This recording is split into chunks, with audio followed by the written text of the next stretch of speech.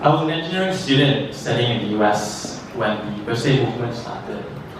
I remember watching on YouTube, I think it was CNN, how peaceful protesters were being shot by tear gas and high pressure water by the government. And it made me think that this really couldn't be right. And that drove me to work in human rights in Malaysia. So as I looked into how I could be part of this movement, I came across people like Zainal Anwar, who are leading women's rights activists. And listening to about their work really inspired me. And so when I completed my studies, I came back to Malaysia and started working for Women's Aid Organization in 2012. On my very first day with WAO, I met Lynn. She had come to WAO after being abused by her husband. And when she came to our office, a few moments after that, we heard someone screaming from outside the window. It was a man and his face was covered in blood. It turns out he was Lynn's friend. They had come together. And unknowing to them, Lynn's abusive husband had followed them, and when he arrived at WAO, he beat up this guy. So obviously I was stunned, but I couldn't imagine how Lynn must have felt at that time. Hundreds of thousands of women have similar stories to Lynn. A 2014 study by University Science Malaysia estimates that 9 out of every 100 women in Malaysia have experienced domestic violence in their lifetime. So that suggests more than 800,000 women in Malaysia have, at some point during their life, experienced domestic abuse. Each of these stories is a painful reminder of the urgent commitment needed to combat violence against women. And this is what drives WAO and our work. WAO supports thousands of women each year through free and confidential services. Some women, like Lynn, need some help getting that first step. So WAO offers case consultations where we help women understand their situation, understand their choices, and what their rights are. Some may need further services like refuge, counseling, therapy, and so on. Salma sought WAO's help in 2017 after being abused by her husband. She had earlier gone to a police station to get help. She had brought her child with her, and she had clear signs of physical abuse. Unfortunately, a report was not opened, and instead she was told to give her husband access to the child. Only after WAO's intervention was the case opened and Salma was able to get an interim protection order. Many women face challenges like this, going through the legal system, either from making a police report to going through the criminal justice system to getting a divorce. WAO services can be life-changing for women like Lynn and Salma. But we know there are thousands of women out there, survivors out there, an NGO like WAO could never reach.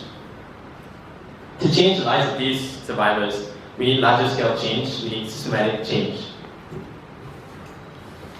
And one important tool to get this change is public policies. Only public policies can direct the necessary resources to address domestic violence in a sustainable way. Domestic violence survivors need adequate resources.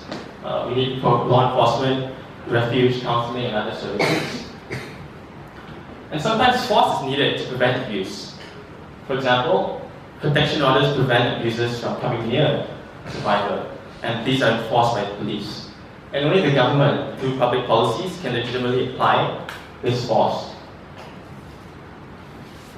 So that's why WAO, learning from the experiences of survivors like Lynn and Salma, engage with policymakers and the public on public policies relating to domestic violence and gender-based violence. So these are the laws, SOPs, regulations, and so on.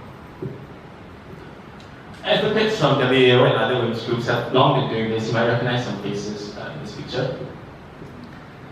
And they've been very successful in advocating for laws on domestic violence, official standard operating procedures for law enforcement officers, national level committees to improve policies on domestic violence, one-stop crisis centers in public hospitals, and so on. These policy milestones happen as a result of the effort of various groups, of course women's groups, but not forgetting civil servants, politicians, public support, and of course domestic violence survivors themselves. And these policy milestones have helped change the lives of tens of thousands, if not more. We also know that domestic violence is interrelated with gender equality. Abuse happens because of the lack of respect for women and the power balances between the genders. So that's why, in addition to working on domestic violence policies, we also engage in gender equality and human rights more broadly.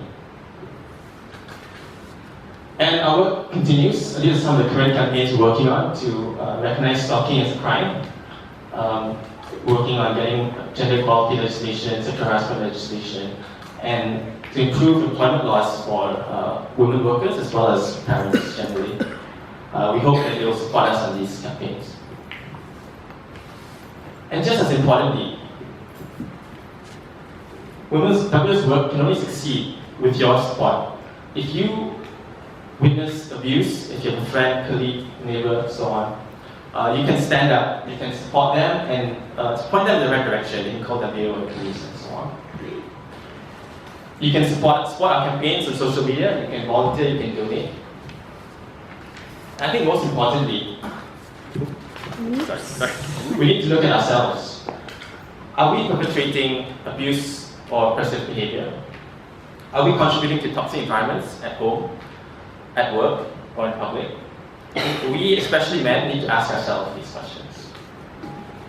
Since that day in 2012 when I met Lynn, I've had the privilege of being involved in multiple cases and policy campaigns. We've had some successes and some failures. But one thing that's clear is that if we want to end violence against women and achieve gender equality in Malaysia, it needs the support of at least one of you. Only together can we change lives. Thank you.